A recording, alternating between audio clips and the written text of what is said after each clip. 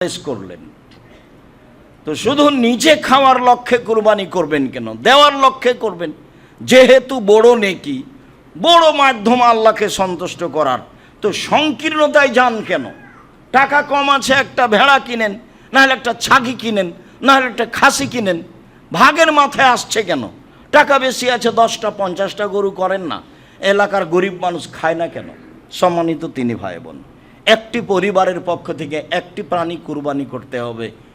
এক, আয়েশা রাদিয়াল্লাহু তাআলা আনহা বলেন, নাহারা রাসূলুল্লাহ সাল্লাল্লাহু আলাইহি সাল্লাম ফি হাজ্জাতিল বিদায়ে মিন আলে মুহাম্মদ বাকারাতান ওয়াহিদাতান।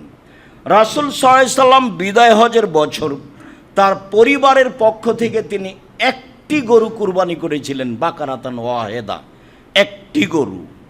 হাদিস বুখারী মুসলিম। আয়েশা রাদিয়াল্লাহু তাআলা আনহা বলেন, আমারা রাসূল সাল্লাল্লাহু আলাইহি সাল্লাম আদেশ করলেন বেকাবসিন, একটা ভেড়ার, আকরানা, শিংওয়ালা, এটাও ফি সাওয়াদিন ও ইয়াবরুকু ফি সাওয়াদিন, এনজুরু ফি সাওয়াদিন, কালোতে খায়, কালোতে হাঁটে, কালোতে শয়।